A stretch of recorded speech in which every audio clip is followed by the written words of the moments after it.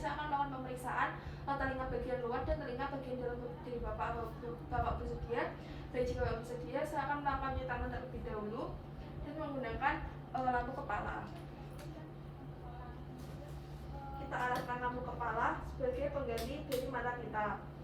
Kita memeriksa dari telinga bagian luar terlebih dahulu. Kita inspeksi apakah terdapat kelainan, terus kita lihat apakah terdapat peradangan atau sikreatik dan bekas operasi, terus kita lihat apakah ada radang, fistal, dan apakah terdapat akses pati retroaurikulanya.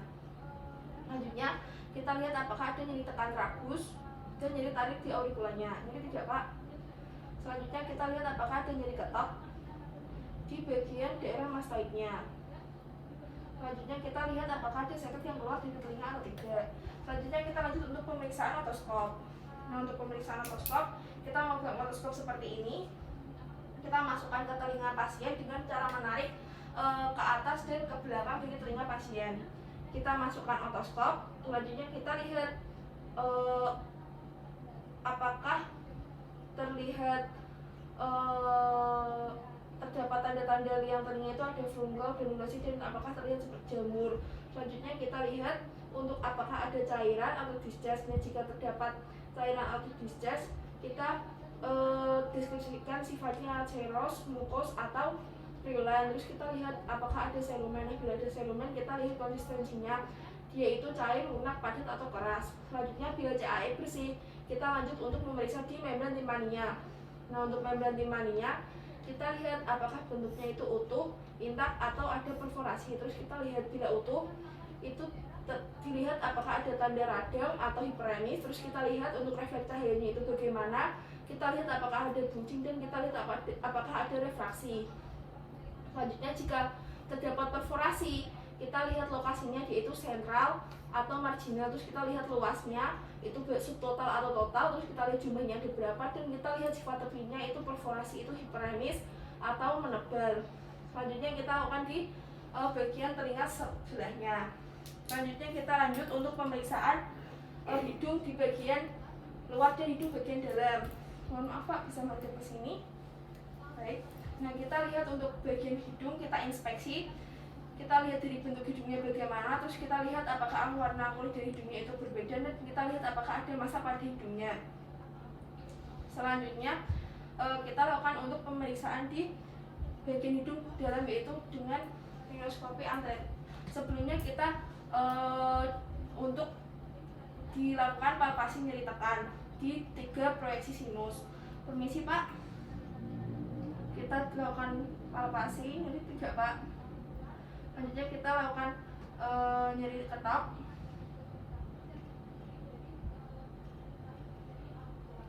Baik, nyeri 3, Pak.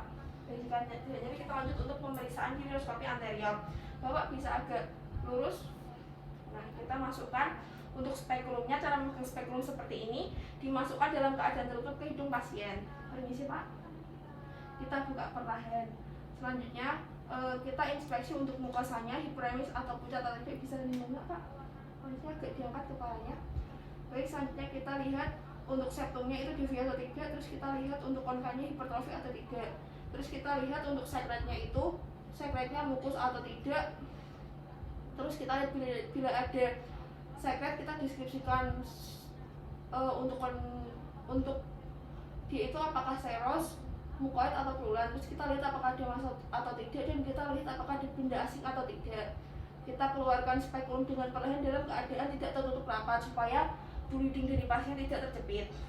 Selanjutnya kita lanjut untuk pemeriksaan di bagian rongga mulut dan orofaring. Kita arahkan center. Selanjutnya kita fokuskan. Bapak bisa untuk mulutnya dibuka ya, Pak. Lidahnya bisa-bisa aja. Baik, kita tekan di 2/3 anterior lidah. Setelah ditekan, kita amati untuk lidahnya itu bagaimana, lidah itu beslak atau tidak, terus bentuknya bagaimana dan ukurannya bagaimana. Selanjutnya kita lihat untuk gigi geliginya. Gigi geliginya itu apakah ada garis danis atau tidak. Terus kita lihat untuk mukosa bukalnya dan gingivanya apakah ada benjolan atau massa atau tidak. Terus kita lihat uvulanya itu di tengah atau tidak. Selanjutnya kita lihat paratonulnya itu dia simetris atau tidak, dan kita lihat untuk pilar anterior dan posteriornya itu simetris atau tidak, dan hiperemis atau tidak. Baik, setelah itu Bapak bisa tutup kembali. Saya lanjut untuk pemeriksaan untuk pemeriksaan tonsilnya. Kita lihat tonsilnya itu apakah ada pembesaran atau tidak. Tadi tidak terjadi pembesaran pada tonsil. Jika terjadi pembesaran, kita deskripsikan di T1 sampai T4. Selanjutnya tadi saya juga melihat untuk warnanya. Warna dari tonsilnya itu dia tidak hiperemis, kita lihat apakah terdapat pita atau yang melebar atau tidak. Terus kita lihat dari detritusnya, dia itu ada atau tidak. Selanjutnya tadi saya juga melihat untuk peritonsilannya itu dia ada edema atau tidak, dan kita lihat dari permukaan tonsilnya. Dan tadi saya melakukan inspeksi pada dinding posteriornya, yaitu mukosanya itu warnanya hiperemis atau tidak, terus terdapat granulasi atau tidak. Terus kita lihat atrofi mukosa atau tidak. Selanjutnya saya melakukan untuk pemeriksaan di kelenjar limfa dari leher penderita. Bapak bisa posisinya duduk tegak. Baik, kita lihat inspeksi untuk daerah leher terlebih dahulu sebelum melakukan tindakan. Biasanya kita melakukan cuci tangan sebelum tindakan. Kita inspeksi, Bapak bisa lihat. Terus kita inspeksi untuk kelenjar limfanya itu simetris atau tidak. Terus kita lihat apakah ada benjolan atau tidak. Terus kita lihat apakah ada pembesaran tiroid atau tidak. Selanjutnya saya akan melakukan palpasi di kelenjar limfa pada pasien. Kita posisinya berdiri di belakang pasien. Kita raba dari submetal, submandibula, preaurikular ke postaurikular sepanjang musculus cloidomastoideus, lalu supraclavicular dan infraclavicular. Kita raba. Jika terjadi pembesaran, kita deskripsikan untuk letaknya itu bagaimana. Selanjutnya kita lihat warna benjolnya itu sama kulit sekitar atau tidak. Selanjutnya kita lihat apakah ada fluktasi. Terus kita lihat tadi apakah terdapat nyeri tekan atau tidak. Terus terdapat mobil atau tidak. Terus untuk berapa ukuran dari tonsilnya. Terus tadi juga diraba permukaannya itu bagaimana. Baik Pak, dari pemeriksaan yang saya lakukan telah selesai. Sebelumnya apakah ditanyakan? Baik, jika tidak ditanyakan, terima kasih atas kerjasamanya. Wassalamualaikum warahmatullahi wabarakatuh. Cuci tangan setelah tindakan.